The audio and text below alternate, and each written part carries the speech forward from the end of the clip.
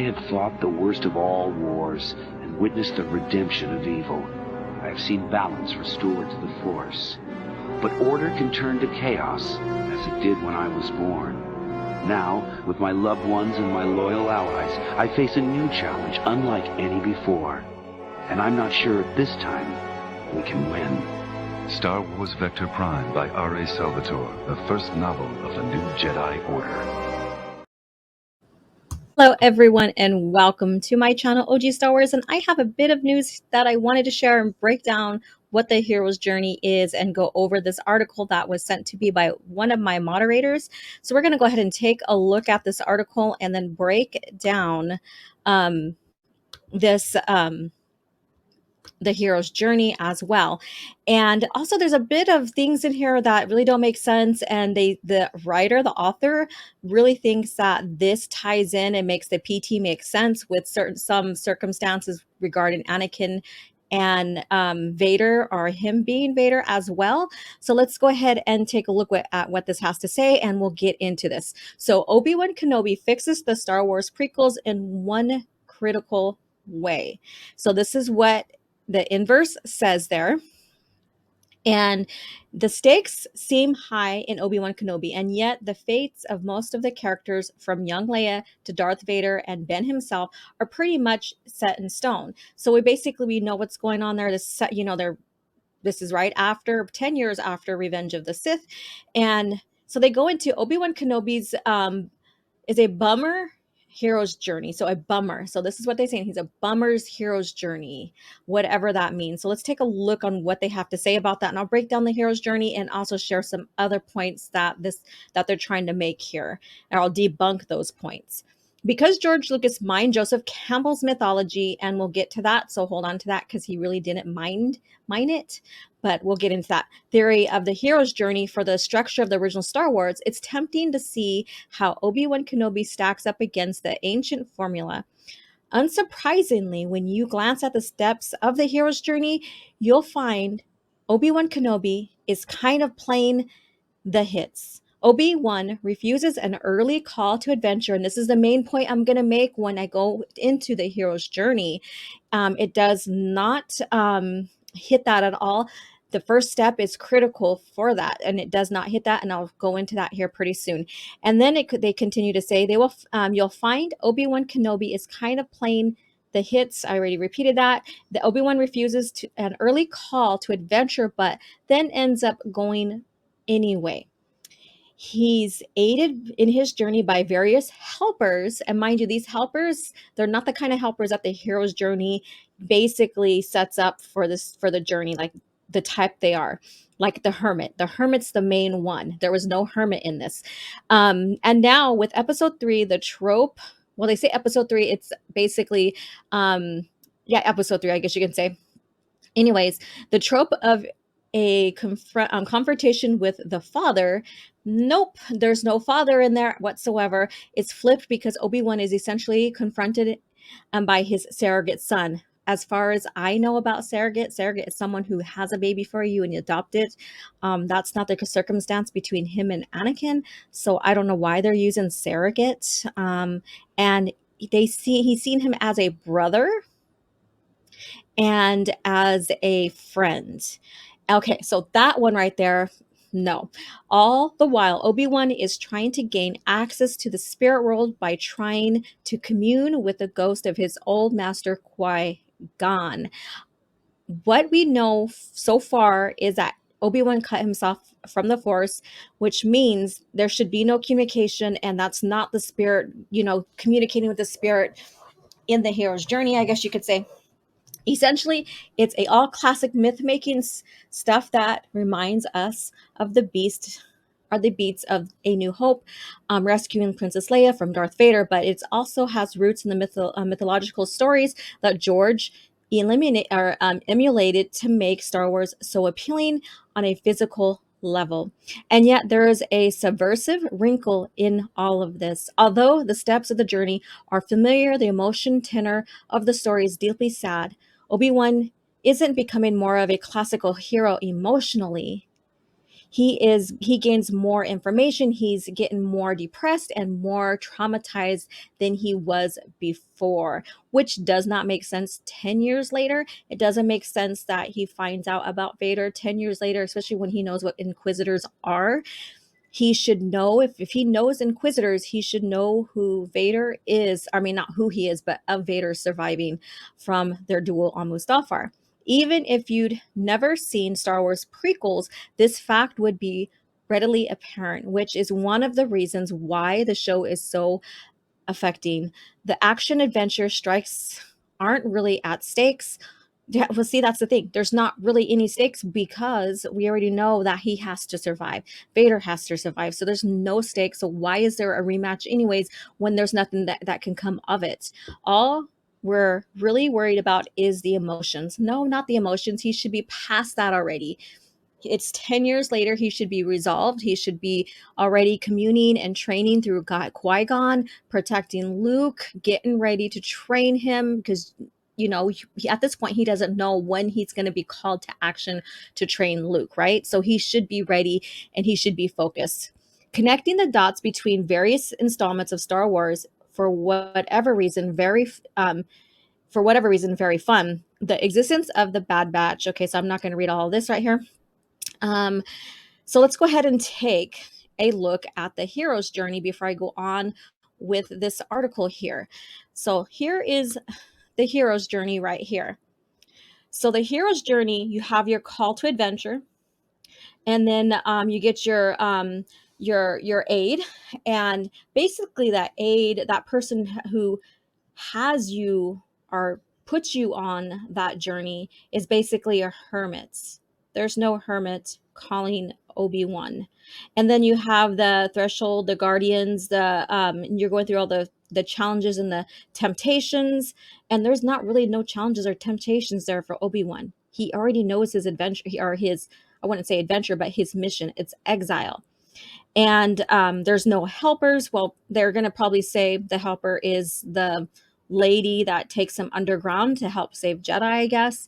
Revelation, or basically the abyss, transformation, atonement, and return. So let's go ahead and get into this.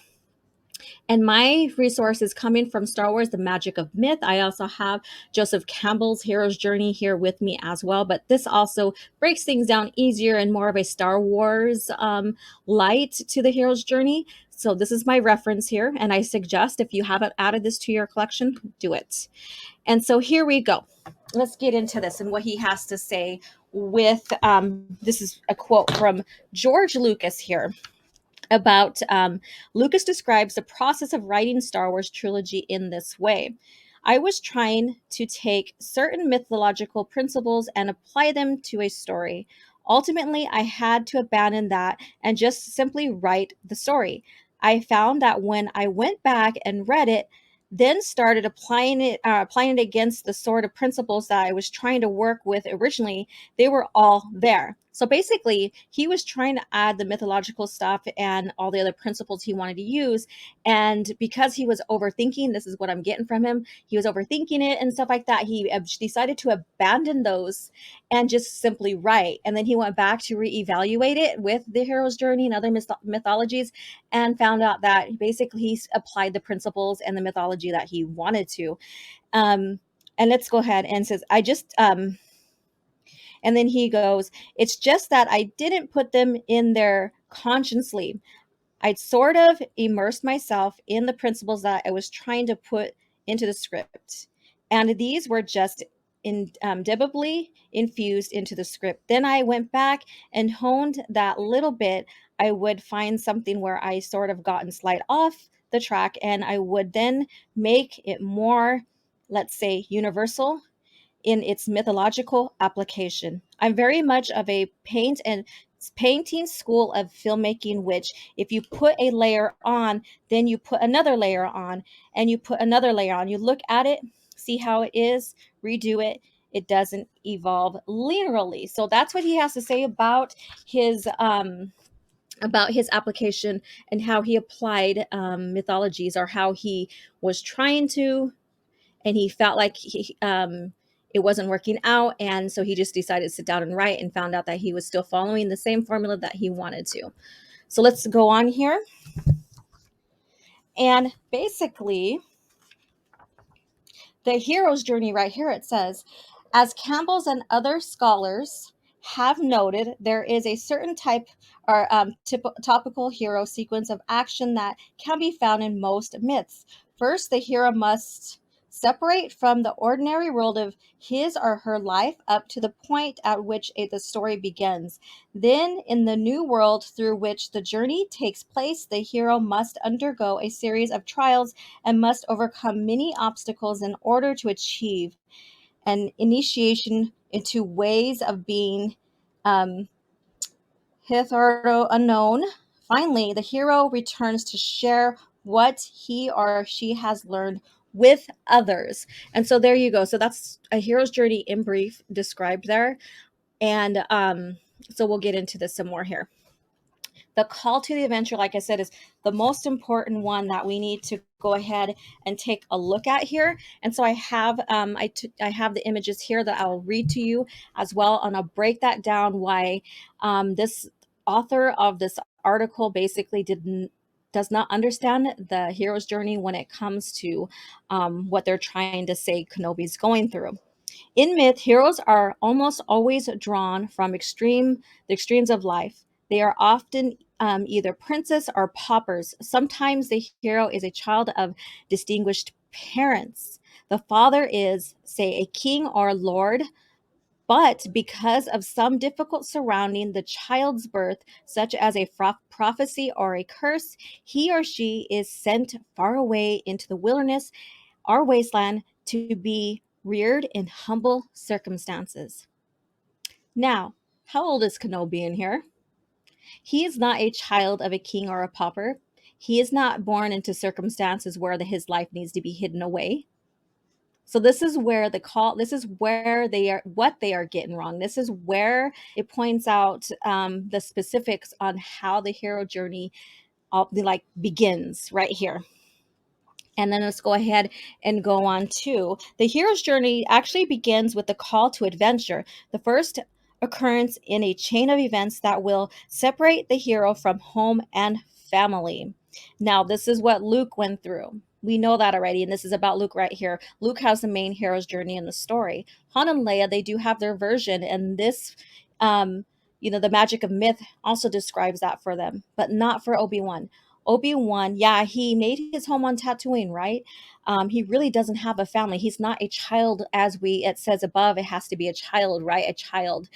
He's not a child who's leaving the family. He did not have a hermit come or a wisdom character come and put him on, have that call to action.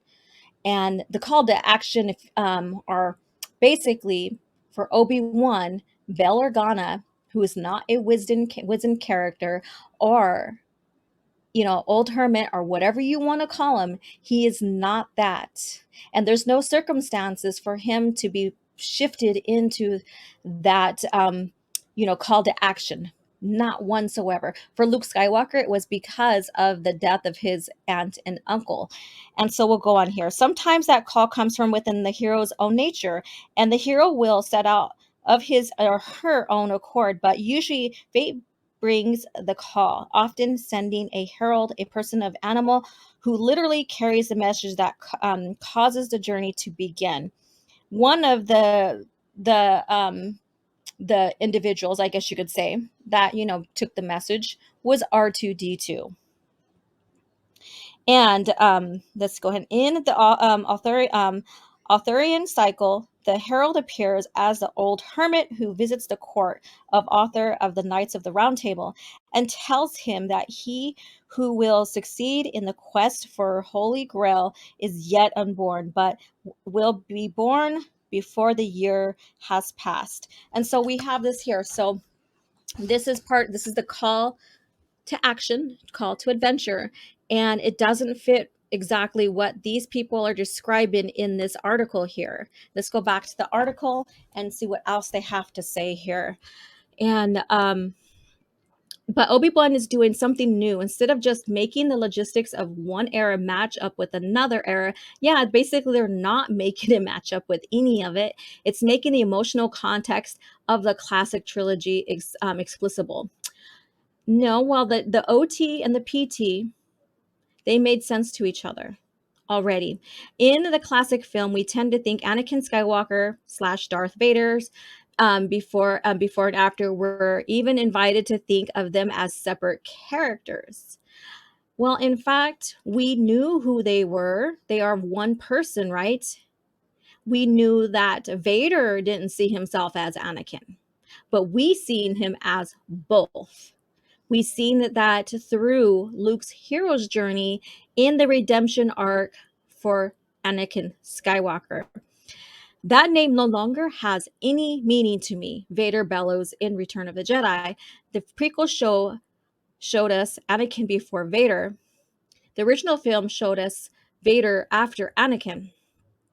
In all of that, the point of view characters were mostly Luke and Leia, two people who had no idea this evil person was their father until fairly late in the game.